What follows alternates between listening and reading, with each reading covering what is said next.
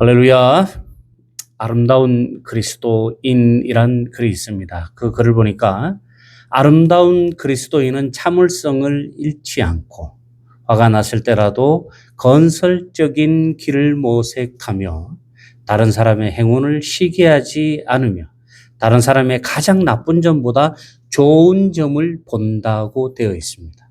그리고 무엇보다 그의 마음과 생활에서 예수님의 사랑을 보여줍니다. 아름다운 그리스도인의 결론은 생활에서 그리스도를 보여주는 것입니다. 생활이 그리스도인다운 것이 아름다운 그리스도인의 최고봉인 것입니다.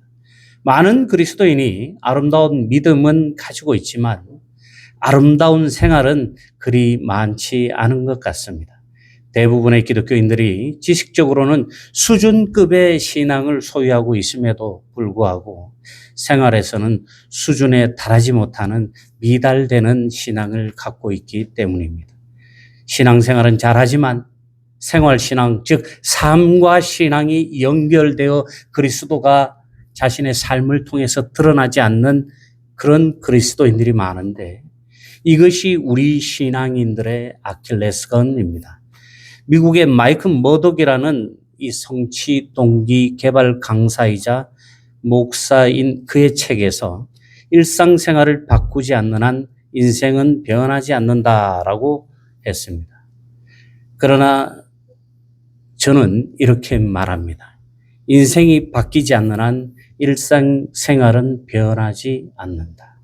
인생이 바뀌지 않는 이상 우리의 삶은 전혀 변하지 않는다는 것입니다. 여러분들의 삶이 바뀌기를 기대할 것이 아니라 인생이 바뀌기를 기대해야 하는 것입니다. 그리스도 안에서 인생이 바뀌어야 비로소 우리의 삶이 변화되는 것입니다. 성경의 인물들을 보면 그들 모두 하나님을 만나고 그리스도를 만나고 비로소 그들의 삶이 변화되었다는 것입니다. 그런 의미에서 볼 때 그리스도 안에 있다고 하면 신앙생활 한다고 하면서 삶이 변하지 않는다는 것은 정말 우리가 깊이 있게 고민해 볼 문제라는 것입니다. 성도 여러분, 어떤 과정을 거쳐 예수님을 믿고 구원을 받아서 얼마나 변화된 삶으로 신앙생활 지금 하고 계십니까? 또 신앙생활 하면서 성도로서 거룩한 영적 세계를 얼마나 경험하며 살아가고 계십니까? 오늘 본문에 나타난 이사야가 하나님을 만나고 자신의 죄를 곧바로 회개하고 죄 씻음을 받고 소명을 받는 과정은 오늘날 우리가 그리스도인이 되는 일련의 과정을 보여줍니다. 사랑하는 성도 여러분, 누구든지 구원을 받고 영생을 얻기 위해서는 예수를 그리스도로 믿고 이사야와 같은 과정을 지나야만 하는 것입니다. 오늘 말씀을 통해 진정한 신앙인의 길을 살아가는 여러분들 모두 되시기를 주님의 이름으로 축원합니다.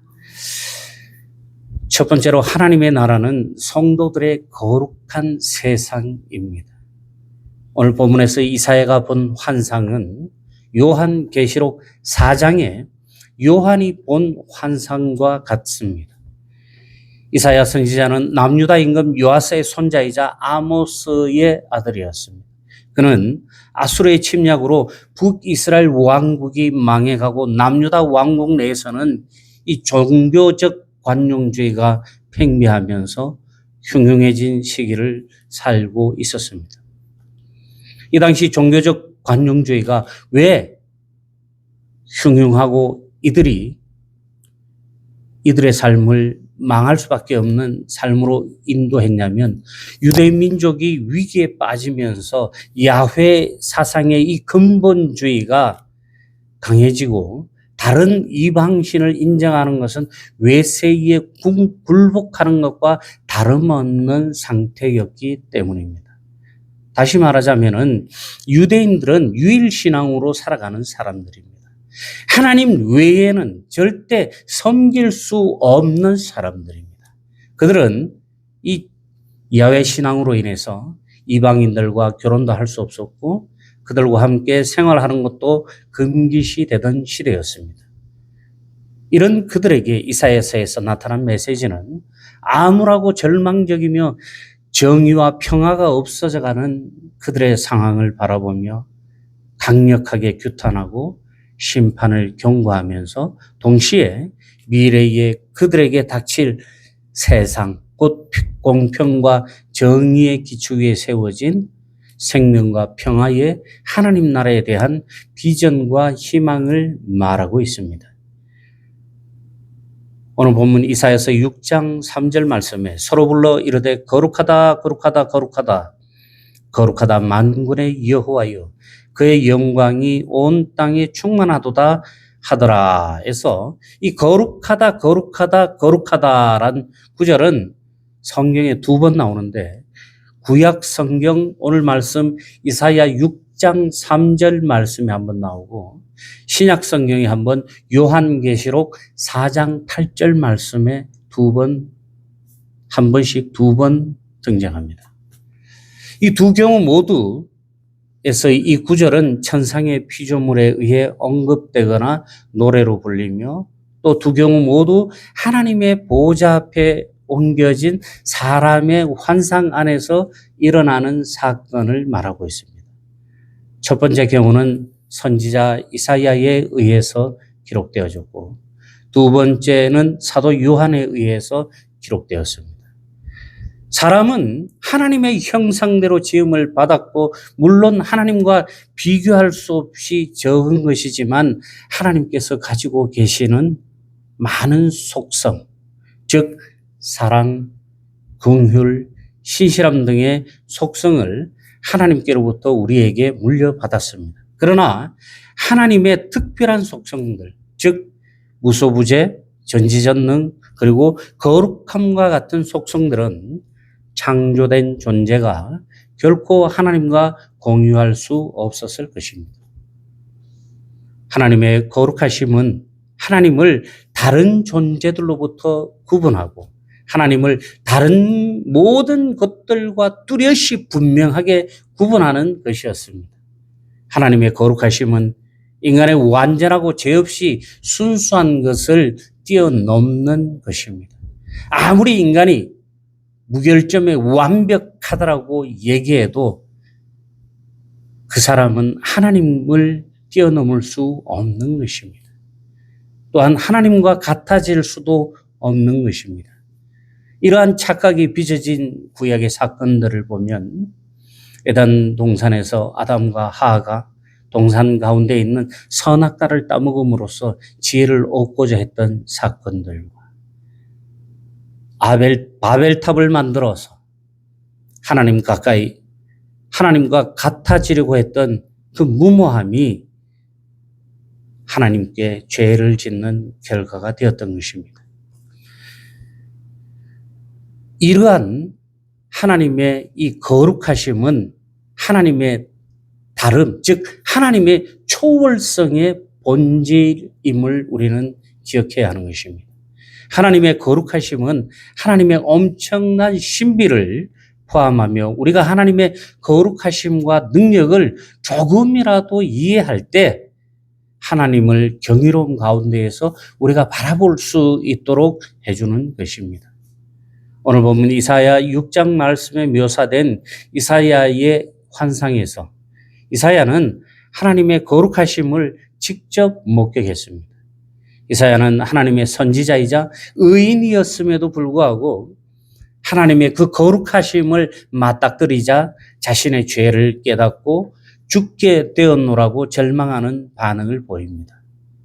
하나님의 임재 가운데에서는 심지어 거룩하다 거룩하다 거룩하다 만군의 여호와여라고 외치던 천사들도 6날개 중 4날개로 얼굴과 발을 가렸다고 기록되어 있습니다.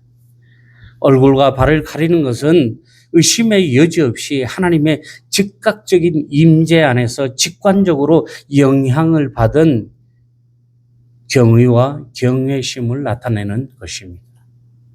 도저히 즉각적으로 대면하고 직접적으로 맞닥뜨릴 수 없는 거룩한 존재인 하나님의 임재 앞에서 하나님의 책측근에서 임무를 수행하던 천사들마저도 그들의 얼굴과 그들의 발을 가렸다는 것입니다.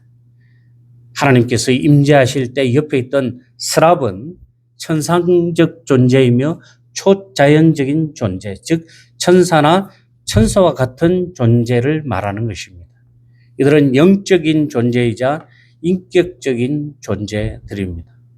불타는 자들이라는 뜻을 가진 이들은 소멸하는 불이신 하나님의 보좌 주변에서 봉사하는 존재들로 정결하게 하는 일을 행하는 존재들입니다. 하나님의 최측근에 있는 영적인 존재인 이 스랍들마저도 거룩하신 하나님의 임재 앞에서는 자신들의 존재가 하나님 앞에서는 아무런 가치가 없음을 인식하면서 최대한 자신들의 몸을 숨기고 있는 것처럼 자신들을 가리고 서 있었던 것입니다. 순수하고 거룩한 스랍이 여호와의 임재 가운데서 그러한 경외심을 표현하고 있다면 오염되고 죄 많은 피조물인 우리는 하나님 앞에 가까이 가기 위해서 도대체 얼마나 큰 경외심을 가져야 할지 다시 한번 생각하게 됩니다. 천사들이 하나님께 보인 이 경외심은 우리가 하나님의 거룩하심을 알지 못해서 종종 저지르게 되는 하나님의 임재 안으로 무심하고 불손하게 달려드는 우리의 무례함을 생각하게 됩니다. 너무 인격적으로 너무 하나님을 사랑해서 너무 편하게 하나님을 생각하다 보면은 가끔 거룩하신 하나님 앞에 우리의 무례함이 드러나기도 합니다. 사랑하는 성도 여러분, 하나님의 나라는 거룩함으로 충만한 곳입니다. 그래서 거룩하다 이렇게 3번이나 강조를 하는 것입니다. 2번 강조는 문법상 부정을 의미하지만 3번 반복하는 것은 아주 강한 긍정을 강조하는 것입니다. 거룩한 하나님의 나라에는 어떤 제약도 없으며 어떤 흠도 없습니다. 하나님 나라에 합당한 온전한 거룩함만이 하나님 나라에는 충만한 것입니다. 그것은 거룩하신 하나님의 완전한 통치 안에 있는 나라이기 때문입니다.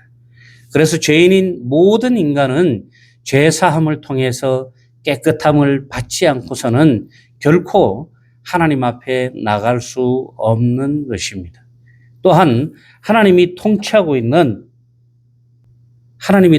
계시는 거룩하신 세상은 예수님을 믿고 구원받은 성도들이 장차 앞으로 가게 될 것이며 동시에 그리스도인들의 삶의 자리이기도 합니다.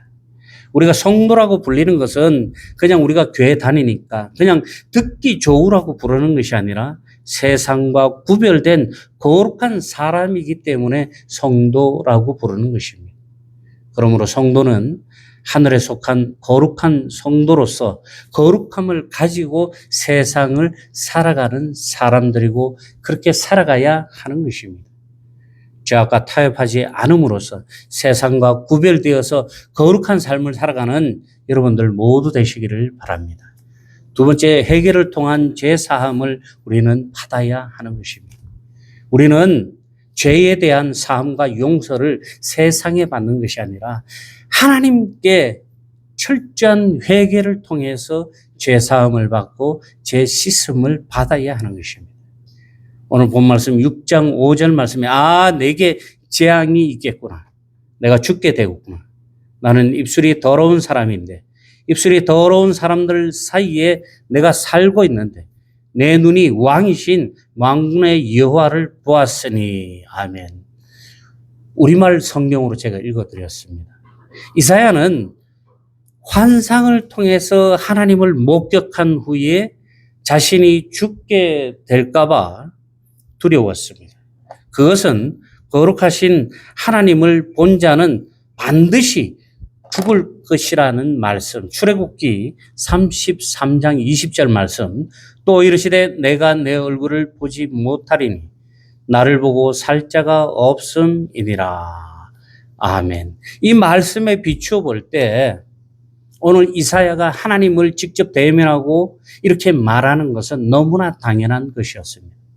이사야는 거룩하신 하나님을 직접 대면했을 때 그는 제일 먼저 자신의 더러운 죄, 그 더러운 죄를 가지고 있는 자신의 모습을 깨달았다는 것입니다.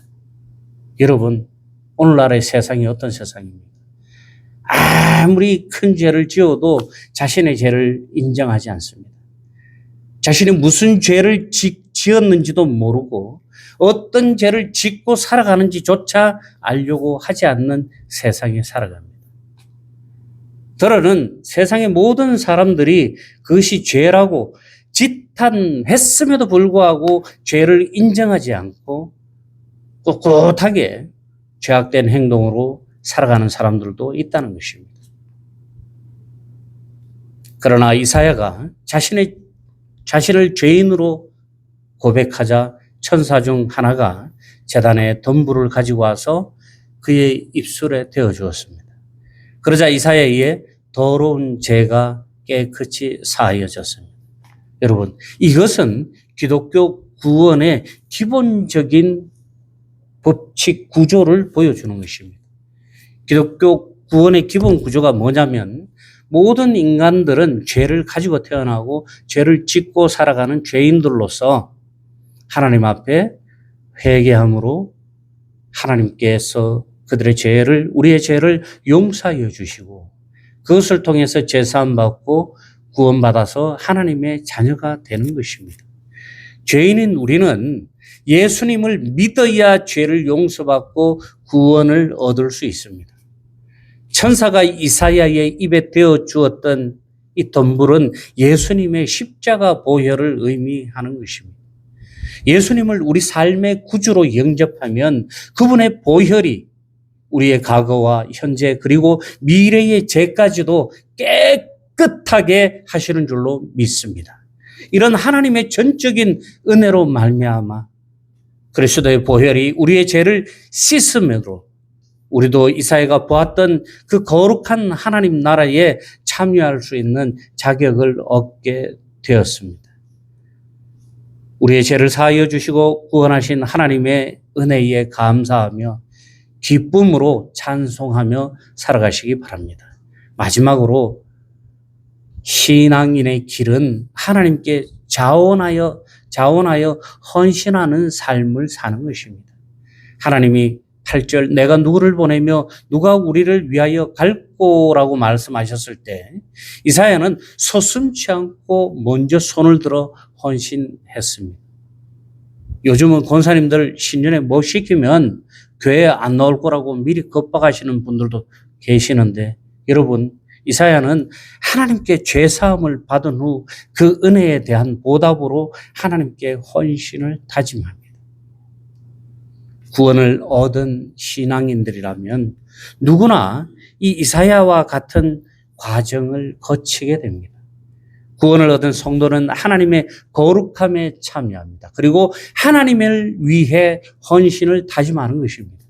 성도인 우리를 부르신 하나님의 선하신 뜻이 무엇인지 늘 분별하여 하나님의 뜻에 순종함으로써 자신의 소명을 온전히 감당하는 성도가 되어야 하는 것입니다. 사랑하는 성도 여러분, 진정한 신앙인의 길은 우리의 죄사함을 통해 하나님의 말씀을 청종하며 하늘에 속한 자들로서 세상과 구분된 삶을 살아야 하는 것입니다. 하나님의 은혜로 하나님의 자녀가 되고 일꾼이 된 우리가 살아가야 할 진정한 길은 신앙인의 길입니다. 하나님이 기뻐하시는 삶과 신앙이 하나가 되어서 살아가는 거룩한 인생, 이것이 바로 신앙인의 길입니다. 오늘 이 자리에서 하나님의 말씀을 듣는 저와 여러분들 모두 이런 거룩한 신앙인의 길을 살기를 주님의 이름으로 축원합니다.